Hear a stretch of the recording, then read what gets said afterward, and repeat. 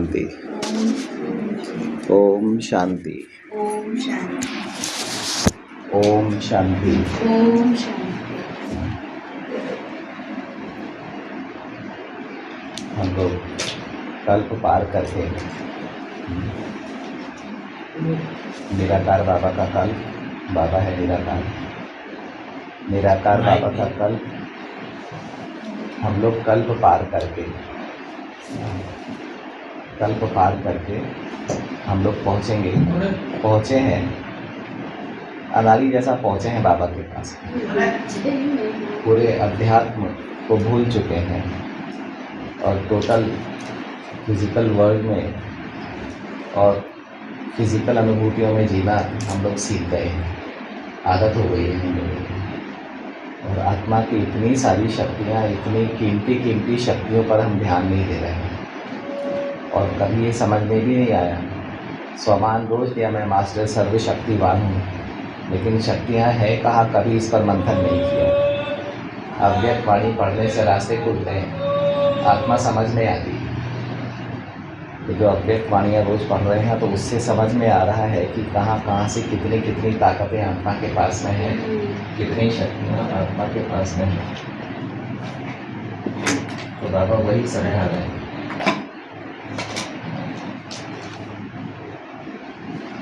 तो बाबा समझाते हैं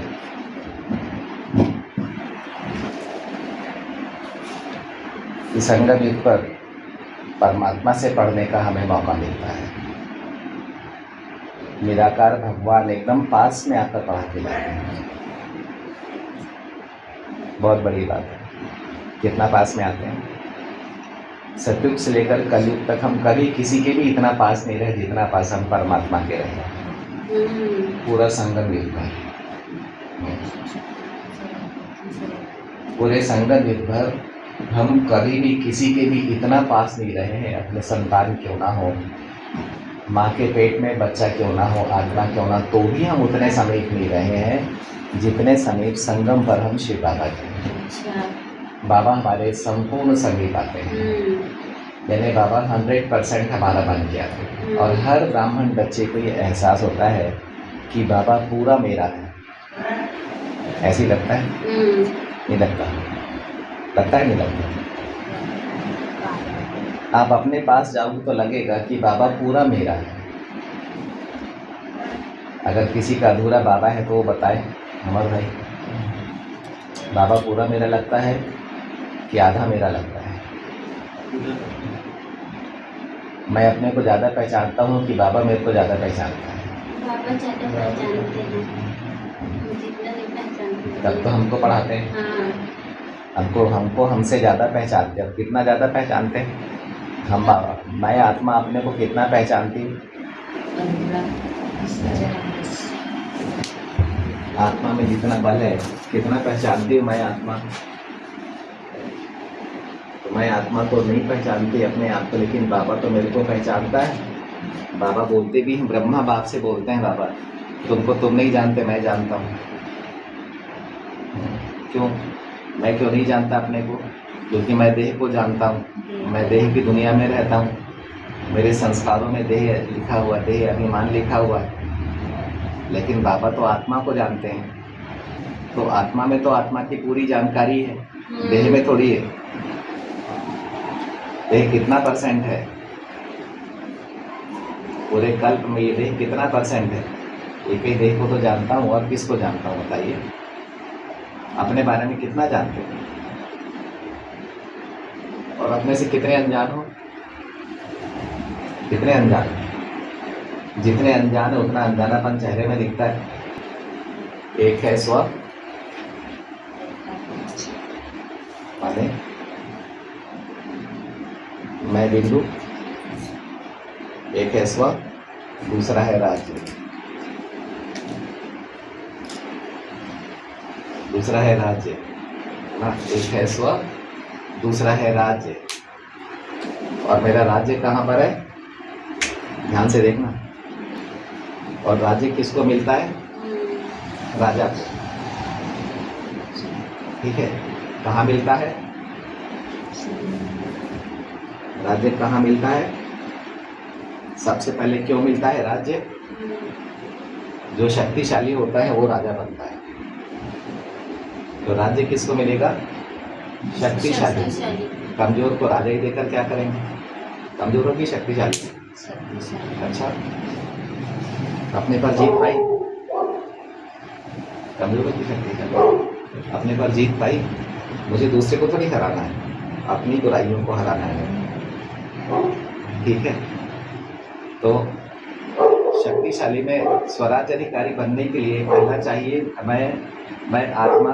बाबा ने बहुत सुंदर बात बोली थी, रूप बसंत। तो स्व है बसंत और रूप है राज्य। राज्य का कनेक्शन रूप से होता है।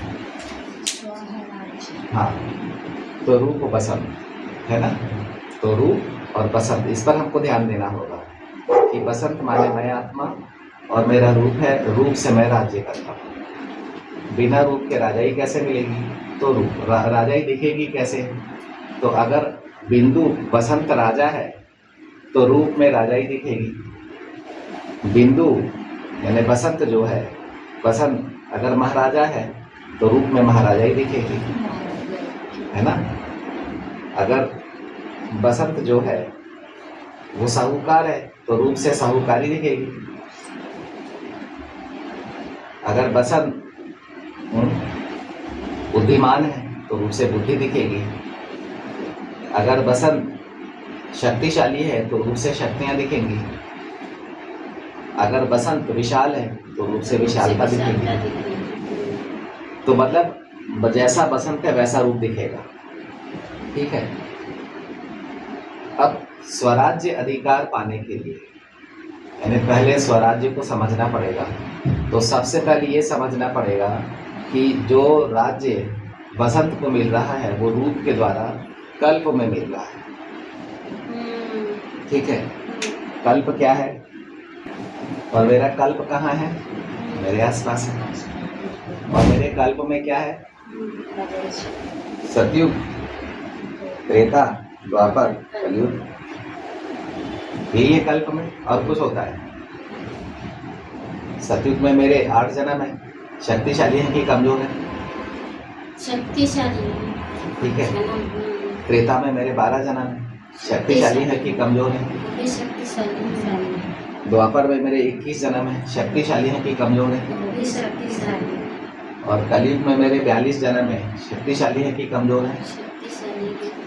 सबसे ज्यादा शक्तिशाली, क्योंकि कलयुग को पार करना बहुत कठिन है अपने आप में। कलयुग बहुत उलझा हुआ युग है। ठीक है, तो हम लोग भक्ति के सहारे पर, आपस में एक दूसरे के सहारे पर, हम लोगों की चॉइस हमेशा अच्छी आत्माएं रही हैं। हम बुरी आत्मा के साथ रहना हम नहीं जानते, हमको अच्छा नहीं लगता। जिनके संकल्प बहुत चलते हैं, जिनके अंदर में नकारात्मकता बहुत है, जो चिंता बहुत करती हैं, जो व्यर्थ बहुत है, ऐसी आत्माओं के साथ हमको कभी भी अच्छा नहीं लगा, कलयुग में भी अच्छा नहीं लगा। इसीलिए कलयुग पार कर गए, एक अपनी भक्ति के सहारे पर और दूसरा ऐसे संबंधों के सहारे पर पार करके आ गए। कलयुग पार कर लिया, पहुंच गए संगम परम पिता, परम शिक्षक, परम सतपुरुष शिव बाबा मिल गया, निराकार। अब बाबा से प्राप्तियों ने बाबा की पहचान दी। हमारे पास वो बुद्धि नहीं थी जो हम बाबा को पहचानते। बाबा ने दिव्य बुद्धि दे दी, उसके बाद भी बाबा को पहचानना बड़ा कठिन। तो जितनी जितनी बाबा से प्राप्तियां होते जा रही हैं उतनी उतनी परमात्मा की पहचान मिल रही है। जितना जितना हम ब्रह्मा बाप को अपने साथ रखते हैं उतनी उतनी ब्रह्मा बाप की पहचान मिलते जाती है। ठीक है, तो बाबा अव्यक्त वाणी में बता रहे थे, 80 के अव्यक्त वाणी में बता रहे थे स्वराज्य अधिकारी। स्वराज्य अधिकारी, तो स्वराज्य अधिकारी बनने के लिए रूप और बसंत को समझना पड़ेगा। तो रूप है चैतन्य बिंदु, बसंत है चैतन्य बिंदु और रूप है। अब बसंत के पास चाहिए अष्ट शक्तियाँ। सबसे पहली चीज है क्या चाहिए?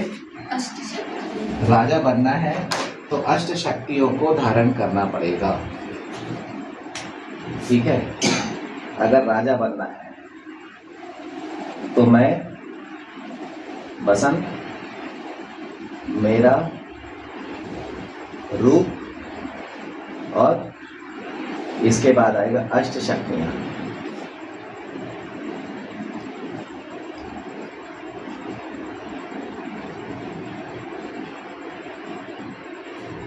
अष्ट शक्तियाँ तो रूप बसंत, ये मालूम था? क्लास से एक बार पूरा रूप और बसंत पर ही चलाए थे। मालूम था ना?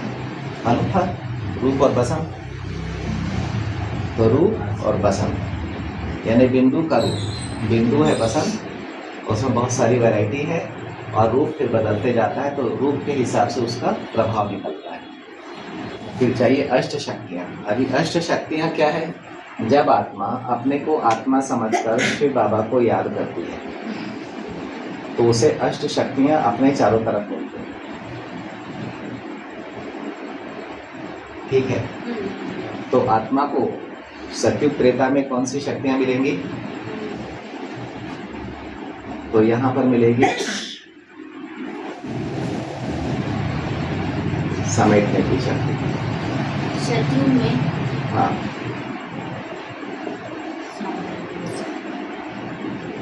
समेटने की शक्ति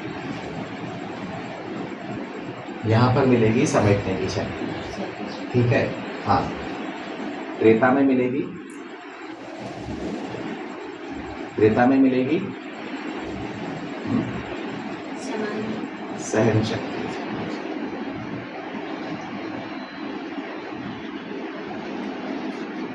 ठीक है, द्वापर में मिलेगी समाने की शक्ति।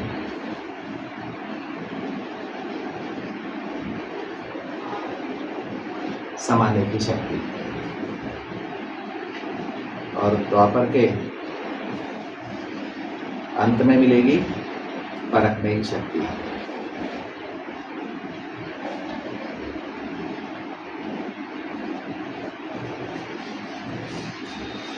ठीक है, द्वापर के अंत में मिलेगी परखने की शक्ति।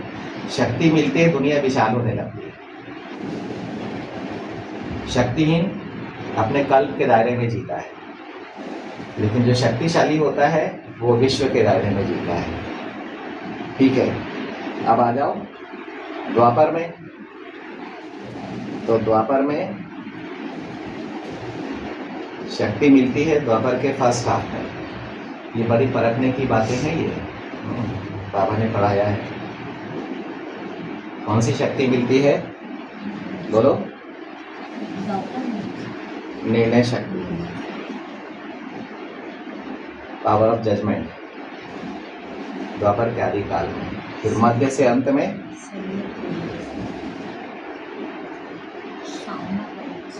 Very good, power of face, सामना करने की शक्ति।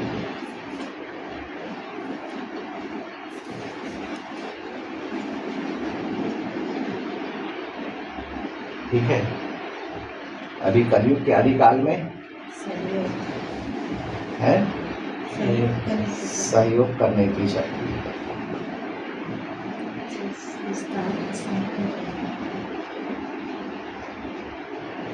ठीक है, और कलयुग के अंत में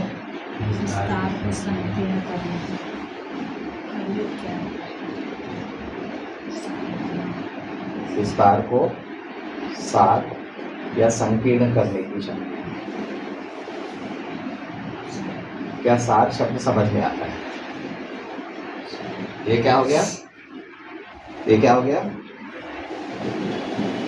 अष्ट शक्तियों का संगठन। कभी सोचा था? अलग अलग पढ़ते थे ना, तो शक्तियों को कभी समाया, समझा? तो ये हो गया अष्ट शक्तियों। और किसकी अष्ट शक्तियां हैं ये? रूप बसंत की।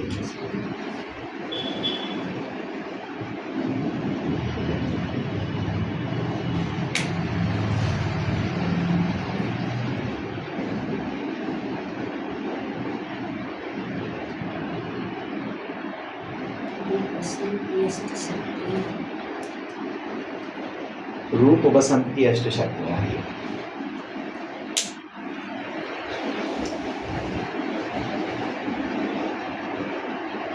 कितनी बड़ी चीज है। अब आ जाओ, ये तो हो गई अष्ट शक्तियां। अष्ट शक्तियों के बाद में आती हैं 3 शक्तियां।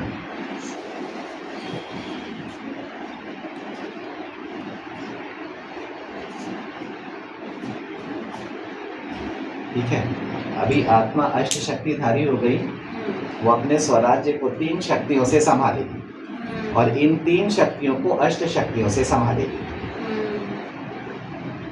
ठीक है, 3 शक्तियों में पहली शक्ति कौन सी है? संकल्प शक्ति। हाँ। मन। पहली शक्ति है संकल्प शक्ति, ये बहुत भटकाते हैं, तंग करते हैं। दूसरी शक्ति निर्णय शक्ति। निर्णय शक्ति, और तीसरी शक्ति संस्कार शक्ति। संस्कार शक्ति।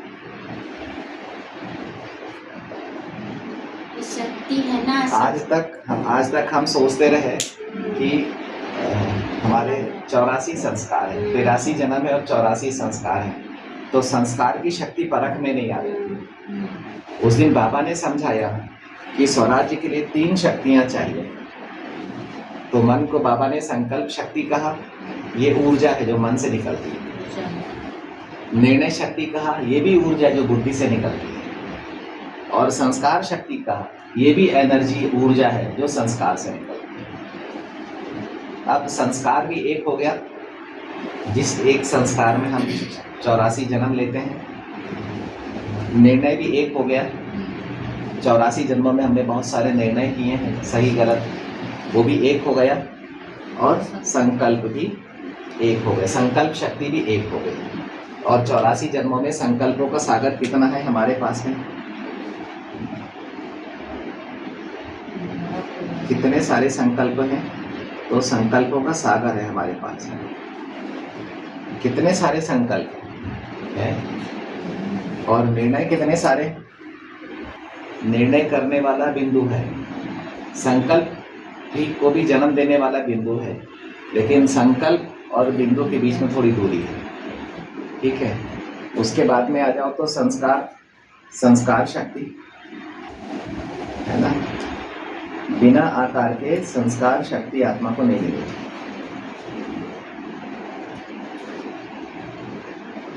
ठीक है, बिना आकार के संस्कार एक्टिव नहीं होगा। आकारी शरीर चाहिए। ठीक है, आकारी शरीर चाहिए या अशरीरी रूप चाहिए। तो संस्कार निर्णय को और संकल्प को संस्कार वाइब्रेट करते हैं। और संस्कार के बाहर में है 5 तत्वों का शरीर, और 5 तत्वों के शरीर के बाहर में है बीता हुआ समय और तत्व, 5 तत्व।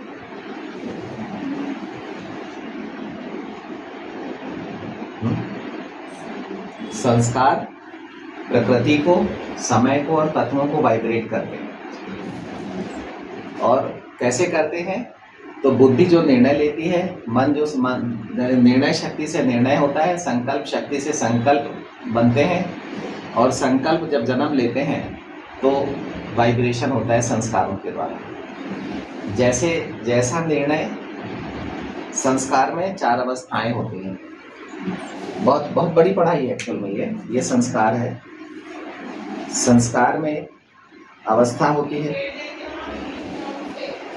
जन्म होते हैं, है ना, भाव होते हैं, संस्कार में भाव होते हैं,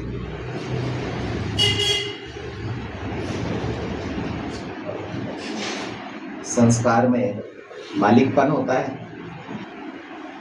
ठीक है, संस्कार पर भरोसा होता है, विश्वास होता है, संस्कार से समीपता की महसूस आती है, दूरी की महसूस आती है। संस्कार अपनापन होता है संस्कार से। तो संस्कार बहुत बड़ी चीज है ना। संस्कार बहुत बड़ी चीज है कि कोई हमसे बात कर रहा है, उसका भाव क्या है। तो जैसा संस्कार वैसा भाव, जैसा भाव वैसी भावना। अब दिल से शुरू होता है, फिर जैसा दिल वैसी बुद्धि, तो बुद्धि से निर्णय होता है, जैसी बुद्धि वैसी समझ, ना समझ से संकल्प शक्ति बनती है, तो फिर संकल्प वैसे जन्म लेते हैं। ठीक है ना। तो ये जो है ना, ये स्वराज्य चल रहा है पूरा। अच्छा, ये पूरा स्वराज्य है। हाँ, निर्णय बुद्धि से अष्ट शक्तियां निर्णय देती हैं, निर्णय होते हैं। जब तक आत्मा अपनी अष्ट शक्तियों से परखेगी नहीं बात को, तब तक निर्णय नहीं करेगी, है ना। फिर संकल्पों से रूप को चलाया जाता है, संस्कारों का संचालन, आकार का संचालन, आकार का संचालन,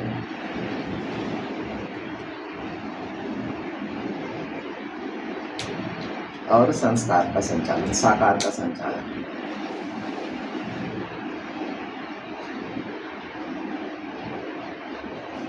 यानी संकल्प है ऑपरेटिंग पावर। तो ये स्व की समझ है ये। तो क्या क्या मिल गया? निराकार, अशरीरी, अष्ट शक्तियां, फिर तीन शक्तियां। तीन शक्ति में हमारा राज्य है। ये तीन शक्तियों से अपने राज्य को समझना है। इन तीन शक्तियों को अष्ट शक्तियां दान करना है। संकल्प को भी अष्ट शक्ति दान करें, यानी मन को भी अष्ट शक्ति दान करें, बुद्धि को भी अष्ट शक्ति, आत्मा बिंदु आत्मा बुद्धि को भी अष्ट शक्ति का दान करें, और संस्कारों को भी अष्ट शक्ति का दान करें। तो ये अष्ट शक्तियां जितनी गहराई तक, ये पूरे 84 जन्म छिपे हुए ना, जन्म पूरे है ना आत्मा के पास में, 84 जन्म है ना आत्मा के पास में।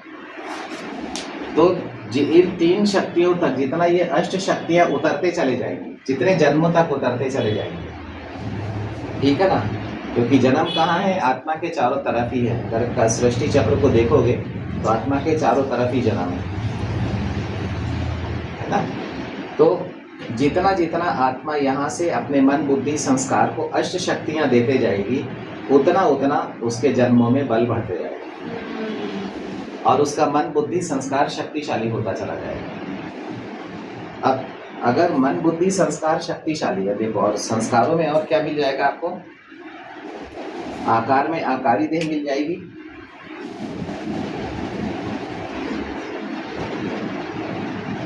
है ना। निराकार तो मालूम है, आत्मा खुद है निराकार। तो आकार में आकारी देह मिल जाएगी, और संस्कार में साकारी देह मिल जाएगी। संस्कार के बिना आत्मा को साकारी देह नहीं मिलेगी, ठीक है।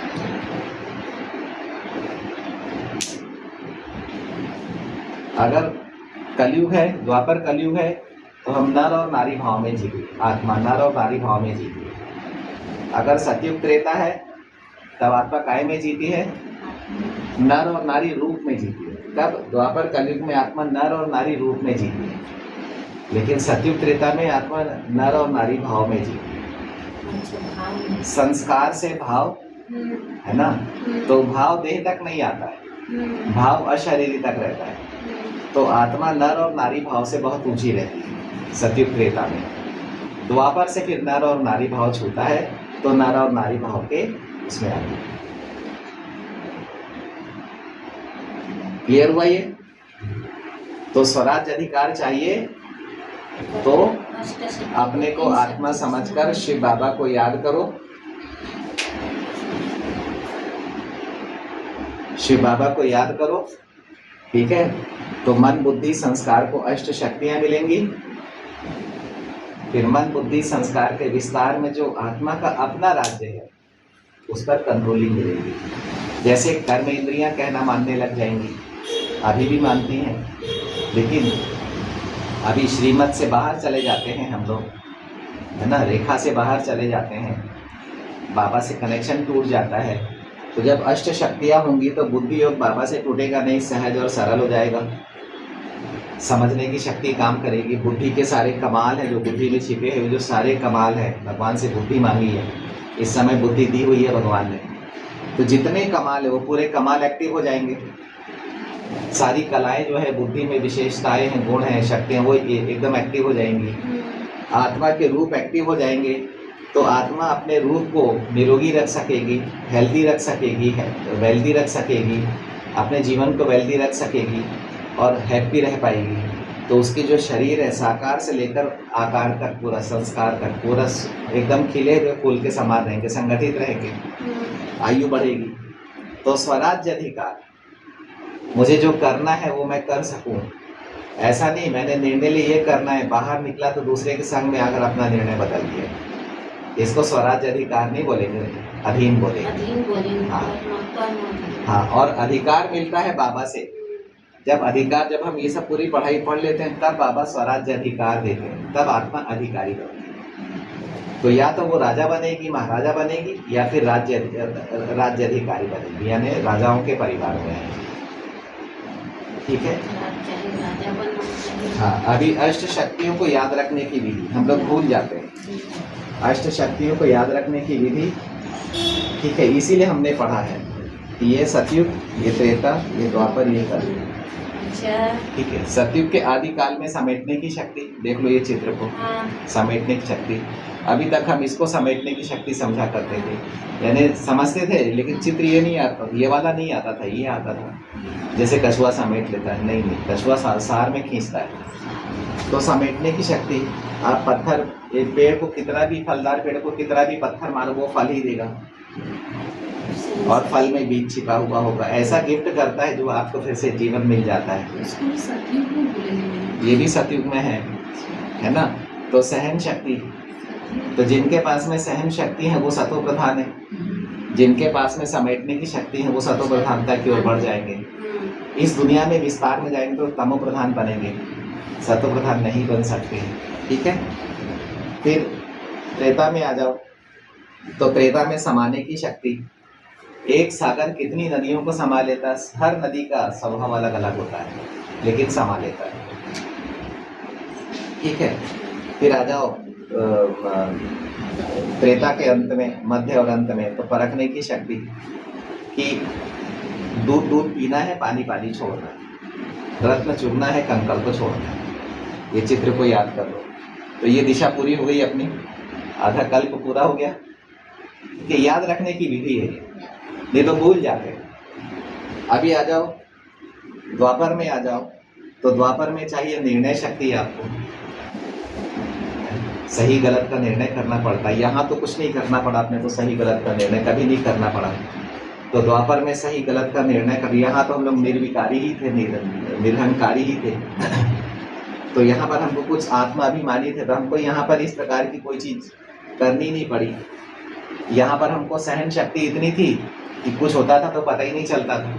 इतनी सहन शक्ति होने के कारण हम डबल लाइट रहा करते थे। इतनी सारी शक्तियाँ होने का एकदम डबल लाइट अधिकारी मालिक हुआ करते थे। तो ये शक्तियाँ मालिक बनाने वाली हैं, ध्यान रखना। अब निर्णय शक्ति ले लो। द्वापर के आदि काल में, आदि से मध्य तक निर्णय शक्ति, और मध्य से अंत तक सामना करने की शक्ति। क्योंकि ये शक्ति आई माने हम द्वापर पार कर रहे हैं, सामना करने की शक्ति की कमी है, इसका मतलब हम द्वापर में हैं। द्वापर में अभी हम क्लियर, उतनी ताकत नहीं आई जितनी द्वापर में होनी चाहिए। ठीक है। और निर्णय करने की शक्ति हमारे अंदर में है कि हम सोचते रह जाते हैं करना है कि नहीं करना है। ठीक है। तो यहाँ पर आपको सामना करने की शक्ति, कितनी भी परिस्थितियाँ हो, कैसा भी दृश्य हो, विनाश काल हो, कुछ भी हो, आत्मा का दीपक जगते रहना चाहिए, ये नहीं बुझना चाहिए। यह है सामना करने की शक्ति। ये शक्तियाँ आत्मा की ज्योति को जगा कर रखती हैं। कोई भी परिस्थिति हो, कुछ भी हो, आत्मा की ज्योति नहीं बुझती। ठीक है। उसके बाद में आ जाओ कलयुग में, बिना सहयोग के आप नहीं चल सकते, तो सहयोग करने की शक्ति चाहिए। अगर आपके सहयोगी हैं तो आप कलयुग के इसको पार कर चुके हो। है ना, अपनी तमो प्रधानता को पार कर चुके हो, यह भी बाहर की पढ़ाई पढ़ रहे हैं, है ना। और उसके बाद कलयुग से मध्य से अंत में चाहिए विस्तार को संकीर्ण करने की शक्ति या सार करने की शक्ति। जितना हम सार में रहेंगे उतना अशरीरी रहेंगे, जितना हम विस्तार में रहेंगे उतनी इंद्रियां आकर्षित करेगी। और विस्तार में आत्मा जाती है नाम रूप देश काल के विस्तार में, रिश्ते नातों के विस्तार में, सेवा के विस्तार में। सेवा में एंगेज रखना है, लेकिन पहले अपने को सार में खींच लेना है। हाँ, सार से फिर विस्तार में जाना है, आसार में नहीं जाना है। आसार में मान सम्मान को मिल जाएगा आपको, लेकिन अपने को सार में रहना है। संबंध में जाते हैं, संबंध के विस्तार में, संबंध में जाकर उनसे प्रभावित हो जाते हैं। हाँ, प्रभावित हो जाते हैं बहुत। फिर अच्छा बुरा समझ में नहीं आता, आत्मा की ज्योति बुझ जाती है। तो सहन शक्ति, समेटने की शक्ति आत्मा की ज्योति को जगाएगी। सहन शक्ति आत्मा की ज्योति को जगाएगी। विवेक नहीं खो रही है आत्मा। उसने पत्थर मेरा तो उसमें अपने दगाली का डंडा तोड़ के नहीं मार दिया, विवेक नहीं खोया उसने, फल दिया और फल में बीज भी दिया। तुम ऐसा करोगे तो पत्थर नहीं मारोगे, समझ गए। फिर समाने की शक्ति जो है ये भी बीज को जगा कर रखती है, आत्मा को जगा कर रखती है, ज्योति को जगा कर रखती है। परखने की शक्ति भी, अगर आप पानी पियोगे, कंकड़ चुगोगे तो बीज बुझ जाएगा, यानी ज्योति आत्मा की बुझ जाएगी। निर्णय शक्ति सबसे जरूरी है। निर्णय शक्ति समय को बचाती है। गलत निर्णय समय, संकल्प और ऊर्जा को बर्बाद करते हैं, और सही निर्णय जो है वो समय, संकल्प और एनर्जी को बचाते हैं। तो हमारे पास समय होगा, अगर हमारे निर्णय सही हैं तो हमारे पास समय होगा। निर्णय गलत है, इसका मतलब है कि आप गलत समय पर गलत काम कर रहे हो। जिस समय पर जो काम करना वो काम नहीं कर रहे हो आप। इसीलिए आप यज्ञ से भी दूर रहते हैं, मुरली में भी देर से आते हैं। समझ में आया। अगर हमारा निर्णय सही हो रहा है, सही समय पर सही काम कर रहे हैं, तो कभी भी हमारा मुरली में डिस्टर्बेंस नहीं होगा। सामना करने की शक्ति, कितने भी तूफान हो, कैसी भी परिस्थिति हो, लेकिन आत्मा का दीपक नहीं बुझना चाहिए। सामना करने की शक्ति, ये नहीं कि जाकर घूसा मारने लग जाए किसी को, ये नहीं। ये आंतरिक शक्तियां हैं, कल्याणकारी शक्तियां। ये कभी किसी का नुकसान नहीं करती हैं, उसको समझा देंगे, उसको शांत कर देंगे। फिर आ जाओ सहयोग करने की शक्ति। हमारे पास में अपने ही 84 जन्मों के संस्कार सहयोग कर रहे हैं, अपने निर्णय आत्माभिमानी बनने का सहयोग कर रहे हैं, अपने ही संकल्प जो है वो आत्माभिमानी बनने के लिए सहयोग कर रहे हैं। अपनी ये अष्ट शक्ति सहयोगी है कि नहीं है, अपनी इंद्रियां सहयोग कर रही है कि नहीं कर रही हैं। ऐसा तो नहीं मुरली सुनने जा रहे हैं और बीमार पड़ जा रहे हैं, या कोई रिश्ता नाता बीमार पड़ गया है तो अब मुरली सुनने भी नहीं आ पा रहे, या कहीं दुख हो रहा है, कहीं दर्द हो रहा है, कहीं इस रिश्ते में अटके, कहीं उस रिश्ते में अटके हैं। तो ब्राह्मण जीवन का पहला काम है मुरली सुनना, सुबह शाम मुरली सुनना, अगर ब्राह्मण है तो। हाँ, अगर इसमें से हम मिस कर रहे माने हम हाफ ब्राह्मण हैं। फिर आ जाओ, सार के बिना विस्तार में नहीं जाना। तो पहले मैं आत्मा बिंदु अशरीरी, अब यहाँ से विस्तार में जाना। कोई भी बात आए, अंदर से आए बाहर से आए, पहले सार फिर बात पर ध्यान देना, तो हम डिस्टर्ब नहीं होंगे। इस तरीके से हमें स्वराज्य अधिकार मिलेगा, है ना। ऐसे हमको स्वराज्य अधिकार मिलेगा। ठीक है, ओम शांति। पूरा थ्योरम। एकदम से नया। पूरा थ्योरम। हाँ।